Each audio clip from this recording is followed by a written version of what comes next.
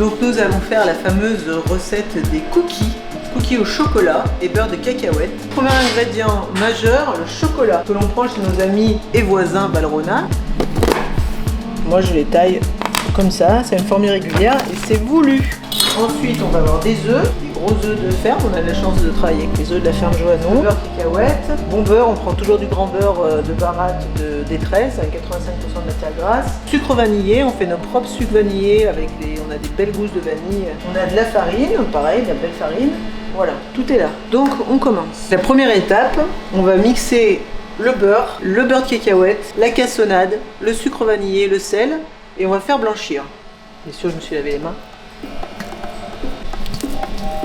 Le beurre de cacahuète, la cassonade, vous aurez tous les ingrédients sur la recette, le sucre vanillé. Vous aurez sûrement un plus petit robot. Nous on en fait en grande quantité, hein. Mais vous avez une petite feuille dans votre petit robot, KitchenAid ou quoi. Nous on mettra une recette pour environ 10 cookies, je pense 10-12 cookies. Mais nous on en fait plus bien sûr. Et là on va faire blanchir. Donc quand je dis blanchir, la texture va pas être blanche effectivement, puisqu'il n'y a pas que du beurre, il y a du beurre de cacahuète. Donc ça va être marron, c'est normal. Mais blanchir, disons qu'il faut que c'est cet aspect le plus clair possible. La texture est homogène, on voit. Après on mélange notre poudre à crème avec la poudre d'amande. Et on remélange, même opération, on refait blanchir. Et là je vais ajouter mes œufs, les gros œufs, un par un. Voilà. Et j'attends que ça se homogénéise. Troisième étape, on va mélanger la farine et la levure chimique. Chef, quelle est la différence entre la poudre à crème et la levure chimique pour nos auditeurs? La réponse est dans la question. Voilà, ne jamais poser une question à un chef, surtout quand il s'appelle Serenita. Mais qu'apporte la poudre à crème? La levure fait lever, la poudre à crème, ça rend crème. La poudre à crème, ça peut être remplacé par de la maïzena. La poudre à crème, ça peut être remplacé par de la maïzena. C'est un liant. Troisième étape, je mélange la levure chimique à la farine. Et je vais mettre dans mon poule et on remélange.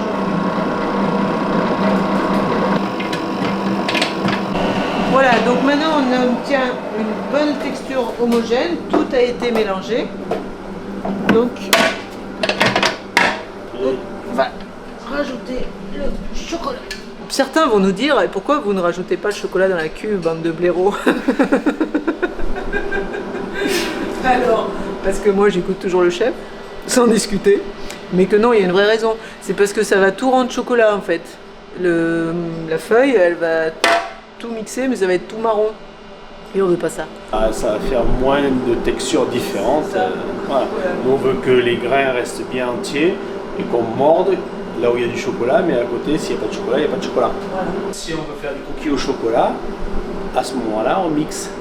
Enfin, on mixe. Voilà. Nous, on veut des cookies au beurre de cacahuète et pépites de chocolat. C'est ça. Voilà. Et c'est Karine qui a eu l'idée au départ. Non, c'est pas vrai. C'est lui. Donc je me relève bien les mains. Là, il va falloir mettre les mains pour brasser le chocolat et la pâte. En même temps, vous êtes chez vous, bon voilà. Bah oui, ça reste quand même un métier manuel, sensuel.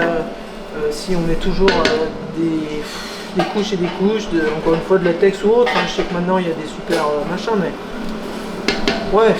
Bon bah oui, chacun. Je vois là. Et là, il faut absolument que tout soit bien mélangé. Souvent, c'est dans le fond des cubes. Voilà, là où il faut. La cuisine, c'est aussi physique. Hein. Faut pas se la raconter, comme on dit. Donc, ce qu'on va faire maintenant, c'est qu'on va le réserver dans un. Comment on appelle ça? Un récipient. On va laisser refroidir un petit peu, parce que là, pour former des boules, ça va être très compliqué. Une fois que ça aura pris un peu le froid, pas trop, parce qu'après ça va être trop dur, et ben on formera nos cookies. Là, on a gardé nos petites pépites en plus, parce que même si le chocolat, on essaie de mélanger le plus possible, ce sera beaucoup plus joli.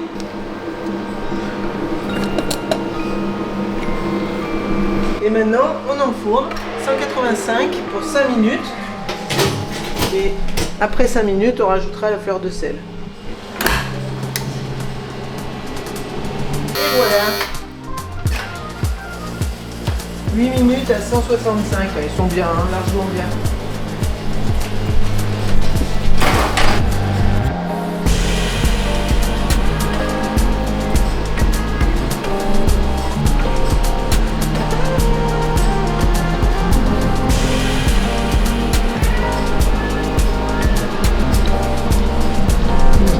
Donc maintenant, à vous de jouer. Après, vous pouvez jouer sur la cuisson. Là, moi, je les ai voulu à un chouïa moelleux, donc un chouïa en sous-cuisson. Vous pouvez pousser 2 minutes de plus. Si vous n'avez pas envie de les faire, eh bien nous, on en vend ici à l'atelier boutique. Vous serez bienvenus. Et puis, retrouvez toutes nos recettes en ligne sur notre chaîne YouTube, sur notre site cyril-nitar.com. L'important, c'est de déguster. Bon appétit et bon cookie. Cookie cacahuète.